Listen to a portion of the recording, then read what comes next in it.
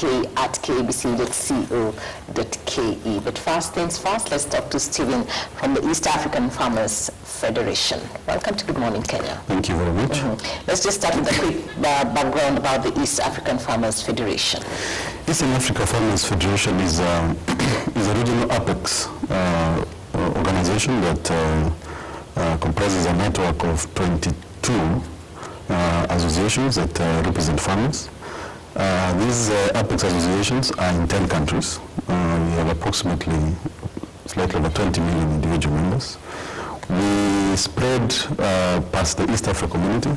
We cover the whole of Africa and the DRC.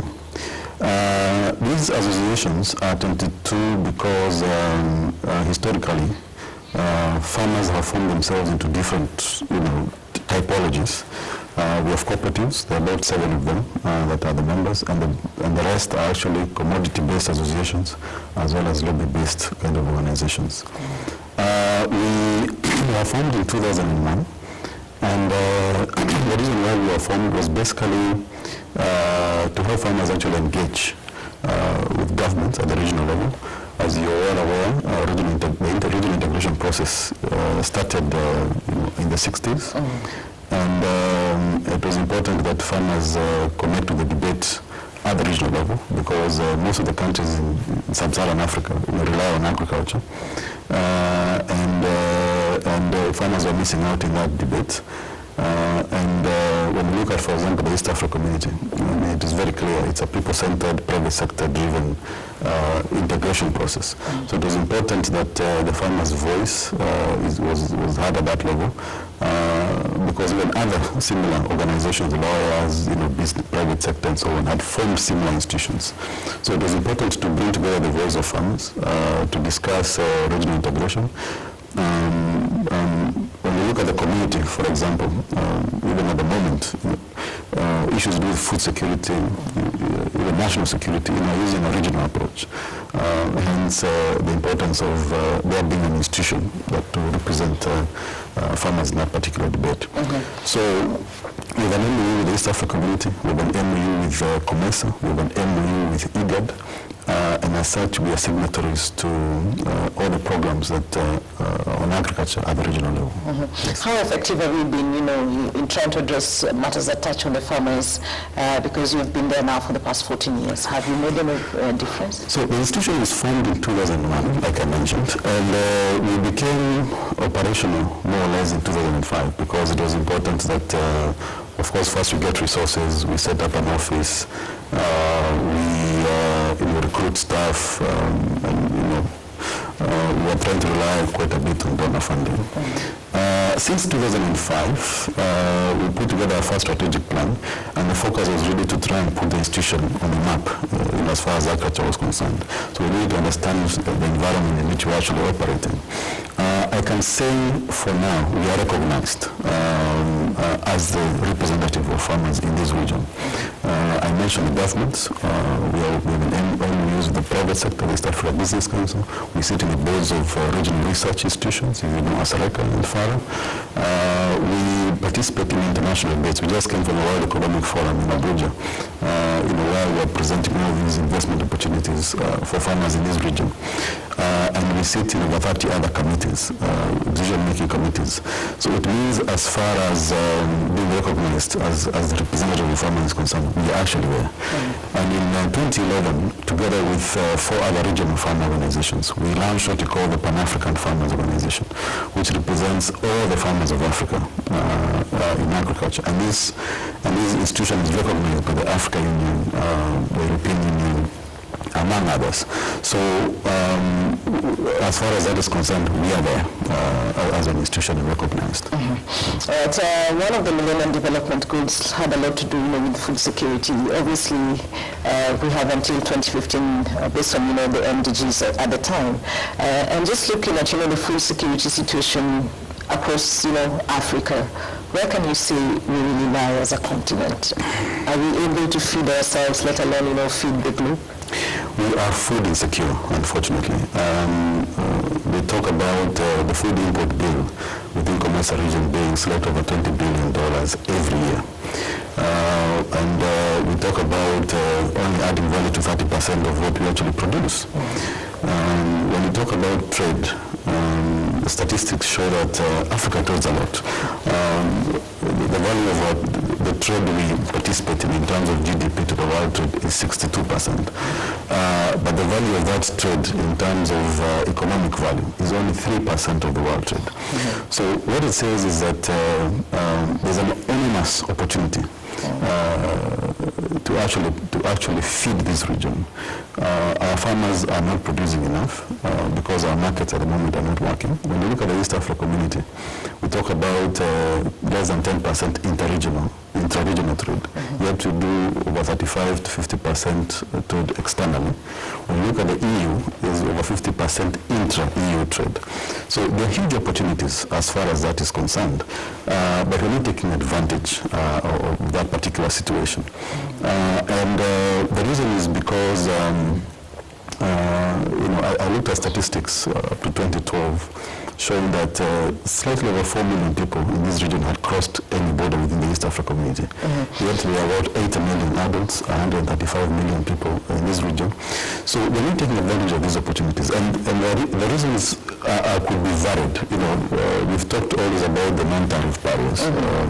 Have they since made any difference? The non-tariff barriers and the trade barriers that have been we sit in the East Africa Community Standard Setting Committee, and we've raised these issues every time. In fact, what EAFF has embarked on now is what we call the Agribusiness Climate Index study, which will be trying to look at what are the factors that are promoting or hindering agriculture and agribusiness trade within the East Africa community. There's a similar study that is done by the East Africa Business Council, the Business Climate Index report. And because we borrow a lot in terms of the approach to that particular report, top of the list is always the NTBs. We raise this with the heads of state. We actually sit in the heads of state summit as East Africa Farmers Federation. This has been raised. There are certain deadlines, targets in terms of dates to actually reduce or remove or dismantle some of those non-tariff barriers.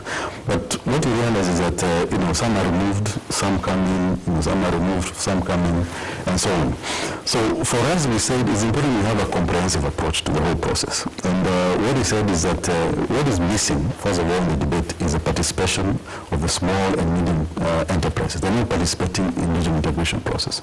For us, if they understood the whole process, just by knowing the opportunities, having a framework which they can actually form partnerships across the borders, form joint ventures, they start understanding the importance of regional integration, and they'll start now properly raising these particular issues because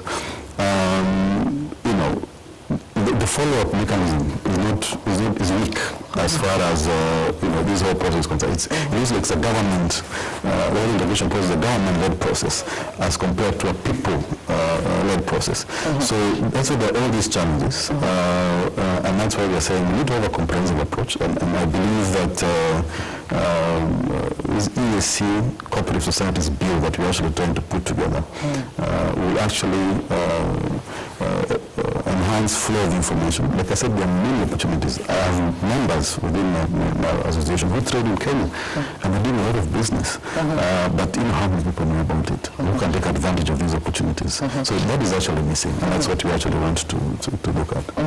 Obviously, many farmers, unfortunately, are sort of small-scale farmers, and I know you have been trying to get them, to sort of join, groups, cooperatives, to be able to, they strengthen numbers. But how many of them are really actually taking advantage of, being in some kind of SACCO, some kind of group where they can be able to borrow internally and, sort of expand, the scope? When you look at our membership, and it's a reflection of the majority of our members, within our membership, we only have about 20% of the entire farming community are within the associations. And the reason why they're in these organizations, or why there's low membership, is because people want to really see benefits. What are the benefits of actually being in this kind of a setup? When you look at agriculture, and especially the character of African agriculture, it's fragmentation. Farmers are in every corner. They're not in any kind of organization. And even in the World Economic Forum in Abuja last week, it was very clear. The biggest challenge small-scale farmers have is aggregation. That is aggregation of numbers, then being in associations, and then aggregation of the commodities they're actually trading in. And we're saying, fine, that's a challenge, but how do we move ahead when we have all these problems of infrastructure? There are no roads, there's no storage, there are no cold room facilities, transport is a nightmare. So we said, and that's what EAFF actually wants. It's an Africa Farmers Federation with our members. We actually are planning to do. We're saying we have all these problems, but there's an opportunity in ICT. We're saying how can farmers leverage on use of ICT. And when you look at Kenya is a perfect example. In fact, it's always used everywhere, M-Pesa. And all the trading that you can actually do on M-Pesa, mobile money and so on. And there's always been this statement that is thrown around that in Africa, there are more mobile phones than toothbrushes. So we're actually saying, how do we leverage on that? So we have put together a business plan. Actually, we are trading. We're actually trying to get some an investor in it. We need to set up a virtual warehouse, where we're able to aggregate the product that actually farmers are holding on a weekly basis. And within at the national level, even the regional level, we look for markets for this particular product, either institutional markets or private sector markets. We have talked a bit to quite a number of people who would be interested. They think it's a good idea. So the business plan is ready. We believe it's going to be the game changer. And no reason why we're trying to couple that with law that is actually going to support that particular process. We have buy-in from all the 22 CEOs of the Eastern Africa Farmers Federation to actually support this process as one of the last efforts to actually connect farmers to markets, because it has worked as well. It has worked in Asia, in Japan, it has worked in Europe and so on. So we're borrowing a lot from this, and we want to leverage on the fact that there's a huge opportunity in ICT. Farmers are actually with mobile phones, they're actually transacting, and I look at OLX, they're doing all this trading, online. So there's that particular hope. We don't need to keep talking about all these challenges, but we need to find a solution to them. I think we know the challenges. So we have to try and see how we can support government. We can take advantage of all these opportunities, and we believe we're going to actually get there. Well, we talked a little bit more about, the bill that, is at the East African Legislative Assembly. But before that, just looking at, the existing, law that we have about cooperatives and SACCOs in the country, has it seen, how we do business as, farmers really change? Are we seeing things have been a little bit different and farmers actually getting money into their pockets as a result of farming? Thank you very much. I'm not the authority on cooperatives, but this is my personal opinion. One, it's a good thing that you have a cooperative law that is recognized by an act of parliament. It means that we can actually set up institutions that are actually recognized. When you look at the history of cooperatives from the 60s and after independence and so on, cooperatives were strong institutions. I mean, you can always talk about the tea, the coffee, KCC. I mean, they were all synonymous with cooperatives. But come early 80s and so on, a lot of them started collapsing. And the last 10 years, we've seen reforms in quite a number of cooperatives. I think we have, we can call them new cooperatives that are actually there, that are actually performing very well. I mean, we have these chairmans here in Kenya that have converted to cooperatives. I'm a member of a cooperative. And what we did is that we wanted to find out what actually really happened, because it all happened in the 5 East Africa community. And mostly in the agricultural sector. And mostly, it was across the, agriculture, because many of the oil funded from agriculture. Yes. A lot of them have converted into SACCOs and so on. And we conducted a study to look around just to try and understand what happened. I think, and this is from our members, it was very clear, there's a lot of government interference, unfortunately. I remember at one point looking at the history, we were talking about either the first cabinet or the second cabinet, more than 50% of them were cooperators from the cooperative movement. And even now, there have been quite a number of people from the cooperative movement. So I think for some reason, that has been the argument. We talked about the minister, I don't want to mention which country, so the minister in a certain country, the registrar in a certain country, the commissioners in a certain country in East Africa could actually interfere with the cooperatives. They could actually dismiss the management committee. So the argument has been that as a result of that, the leadership within the cooperative was poorly compromised. Then it couldn't attract good management, and in the process, there was plunder of resources. There were governance issues, there were management issues, and quite a number of them collapsed with members' monies and so on. And one of the things that our members have actually asked us is to develop a law. In fact, when we look at our draft law, it has to create a lot of autonomy and independence of cooperatives. We've actually borrowed a lot from the Ethiopian proclamation law, a lot in our draft bill. And the idea is you have to give power to the cooperators. I mean, it's their association. They should have the space to actually decide who becomes the chairman, who gets into the board, who becomes a manager, and there should be a process where they actually participate in projects and governance issues of the cooperative. I think for some time, I think in the 80s that never used to happen. But now we're seeing, the new cooperatives, for example, in the urban areas, for example, the one I'm a member of, where we actually really participate in the governance and the management of the cooperative. We keep the management on toes. So our new bill, or this particular bill, is looking at issues to do with governance. We're looking at issues to do with creating more independence in these institutions, capacity building, which is very important. We're also trying to see how we can learn from the region. Rwanda has a very good law on cooperatives. It is very clear in terms of the governance, the structure, the setup, everything. And the idea is to see how we can learn in terms of best practices, either within the East African community or even beyond. So we want to believe that we're heading in the right direction. I know after we started this process in Tanzania, for example, they started reviewing their law. In Uganda, they started reviewing their law. And now in Kenya, with the current setup of the county government, the national law will have to sit at that level, and they're actually going to debate on it. And I believe our process is going to help them either improve on the current law and make it more useful to the cooperative movement. So the East African Communities Cooperatives, SACCO's bill, what exactly is it hoping, to achieve? Or how exactly will it change the sector and, doing business across the borders? Yes, the East Africa Communities Cooperative Societies Bill is sponsored by the Eastern Africa Farmers Federation on behalf of the members of the Eastern Africa Farmers Federation. I said we have 7 cooperatives. So it's driven by the private sector? Yes, we have 7 cooperatives, and these cooperatives are actually alliances. They bring together all the entire cooperative movement. So it's not for the farmers alone. It's for the Matatu circles, it's for the... whoever wants to do business. Whoever is in cooperatives is actually their process.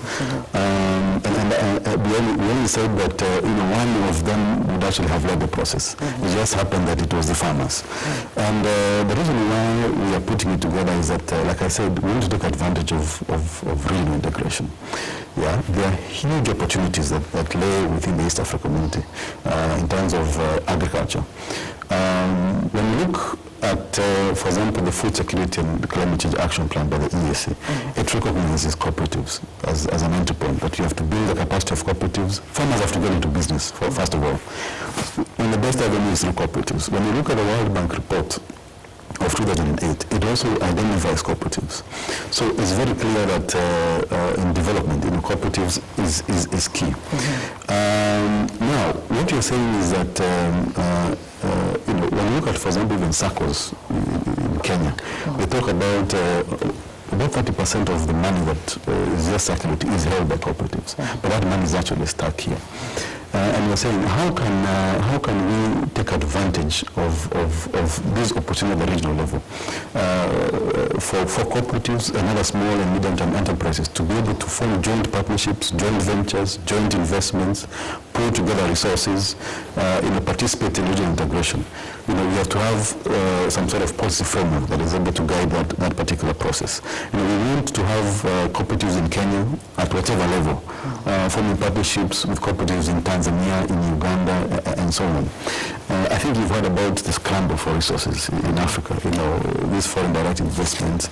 And so there's a lot happening in this region with that regard. And, our private sector is missing out. Our farmers are missing out. The cooperatives are actually missing out. And we'd actually want them to participate in this particular process. There's no reason why the cooperatives cannot pool resources and actually invest in Kenya, in land, invest in Tanzania, in land, invest in Uganda, in land. If I give the example of our member in Ethiopia, they recently engaged in government and they were awarded over 6,000 hectares of land to actually do farming. So it tells you that, they're coming together, they can actually, invest a lot. So we're looking for a policy framework that is going to help cooperatives work together within the region. There's a lot of limitation in the national law. It does not provide for a regional kind of outlook. And I think looking at the events that happened this week and late last week, someone talked about the car is now moving. I mean, regional integration is actually happening. We're having all these infrastructural projects within this region. The whole place is going to be opened up. Why should we open it up for outsiders? Yet internally we can actually take advantage. So that's what this law is actually particularly looking at. It's looking at opportunities of strengthening the current laws at the national level, because once the bill is passed at the regional level, it will mean that there will be harmonization of the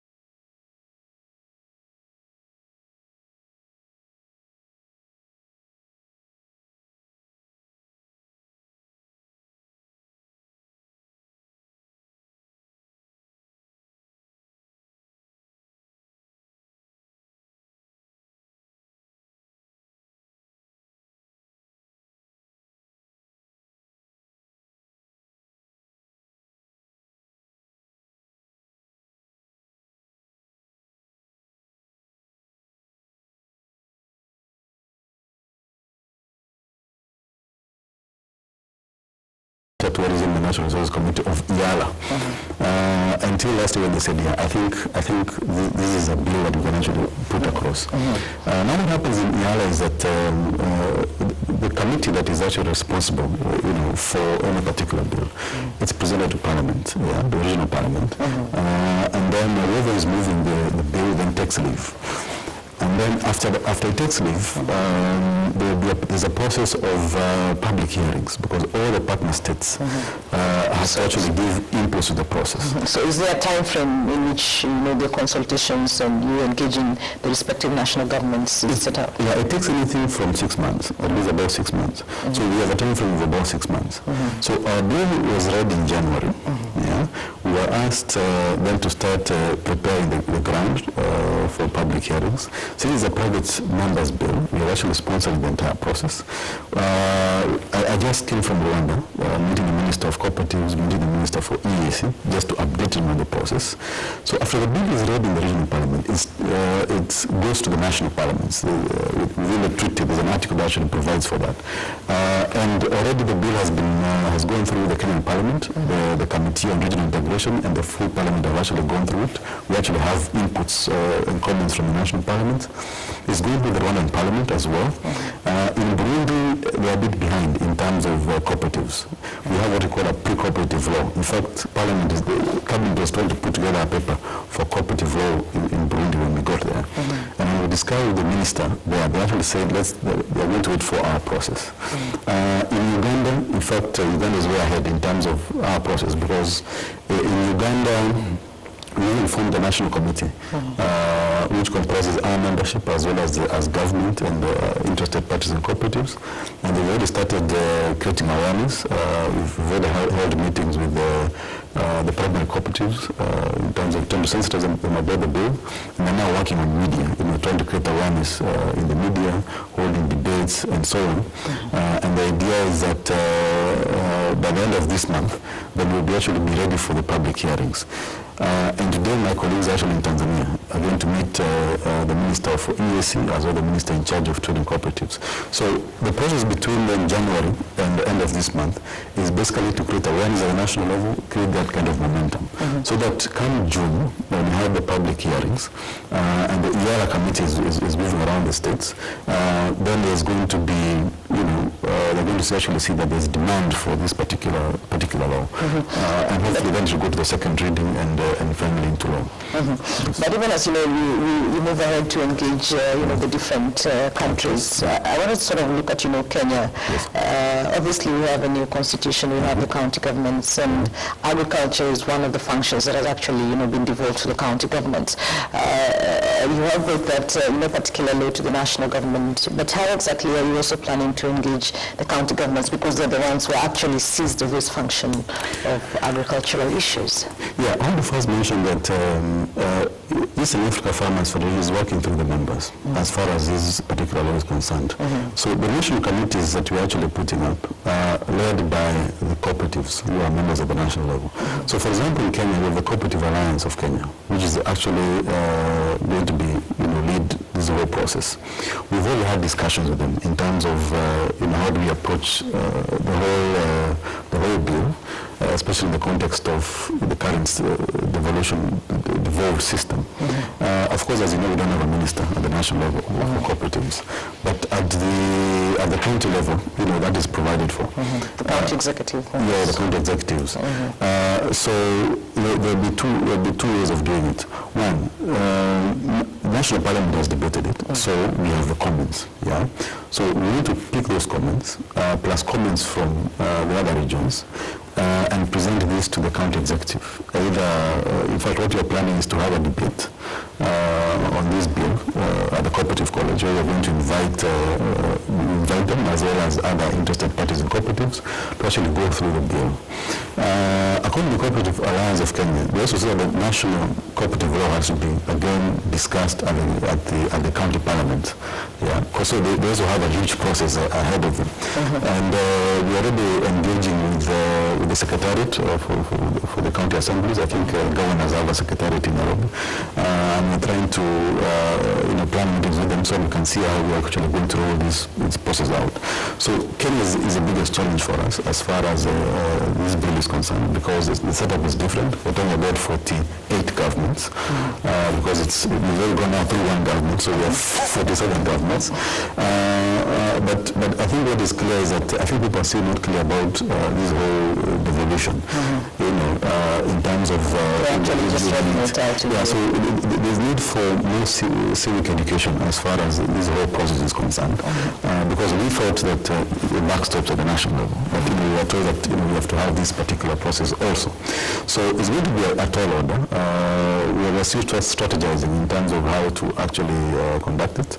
I know this week CAK is meeting a lot of their members just to discuss on how they're going to approach the cooperative bill, as well as the EAC's Cooperative Societies bill. And once you're very clear about how to approach it, then we're going to ensure by the end of this month it actually happens. Yes. How optimistic are you that this bill is going to change the way farmers do business? Because I think you were one who at some point say that only 1% of farmers are the ones who actually participate in digital trade. Yeah. Yes. So how will you change this with this law? There are many ways of looking at it. You see, cooperatives in Kenya, for example, we look at the milk, we look at coffee and tea and so on, and even within our membership within the larger East Africa, they have been extremely extreme successes, in terms of how cooperatives have actually conducted business. I just mentioned to you that the biggest challenge farmers have is aggregation.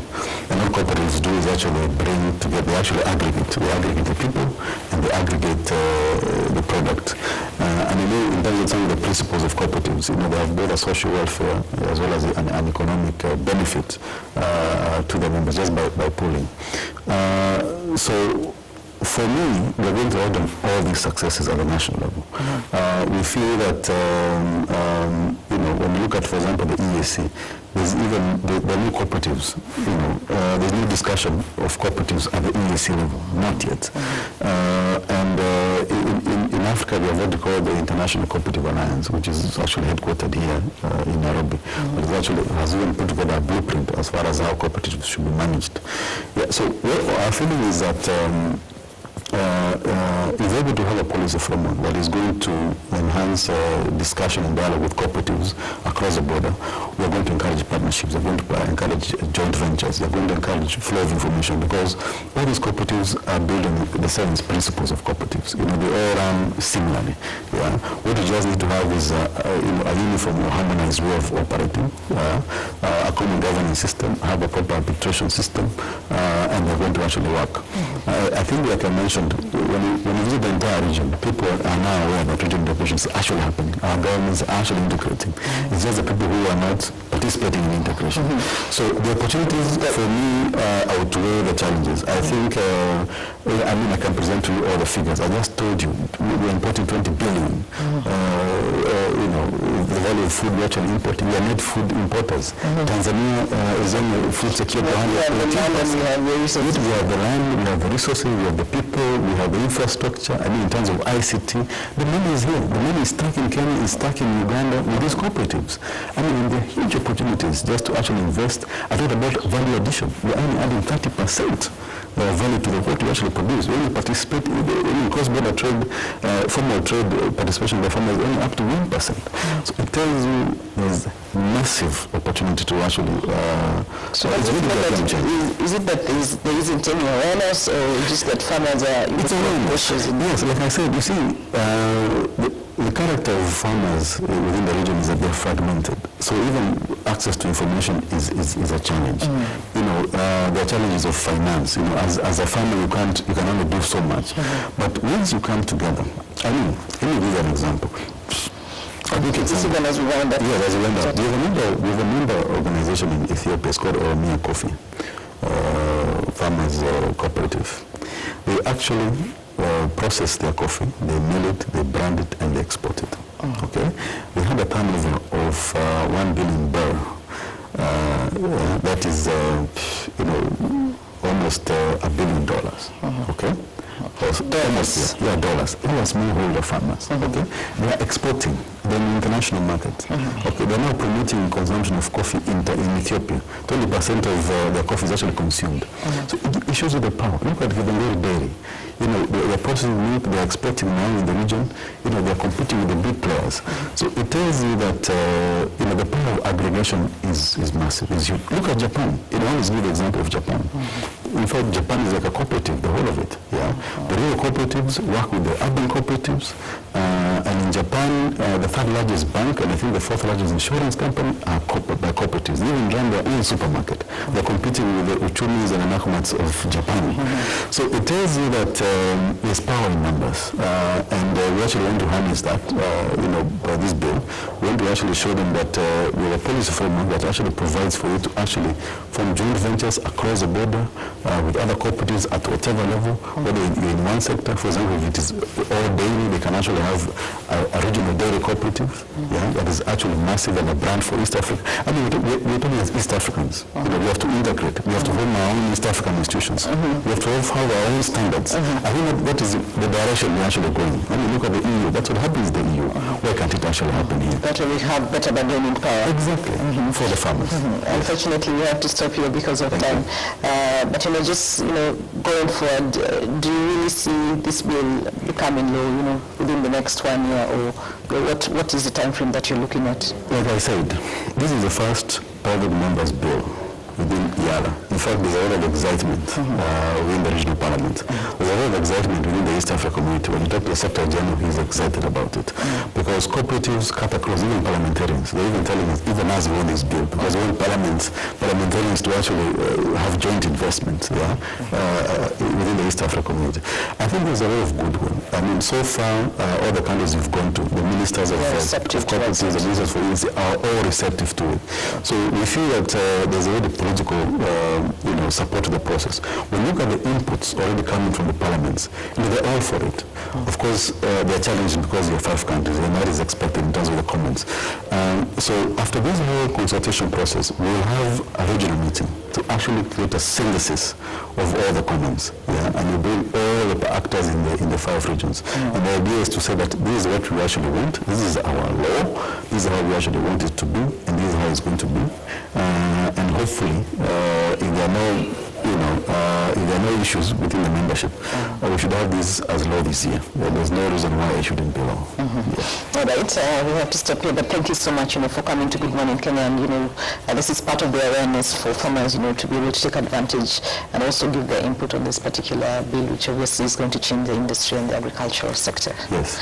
Well, we have been talking to Muchiri, the CEO for the East African Farmers Federation, just highlighting to us about a bill that is in the East African Legislative Assembly, that is the East African Communities Cooperative Societies Bill of 2014, a bill that is basically seeking to have an integration within all the 5 countries, come up with one law that is actually going to govern how circles and cooperatives are operated. That way it gives the farmers an advantage in how they can do business across the borders. Obviously a huge thing, and also means a lot in terms of matters to do with food security and revolutionizing the agricultural sector within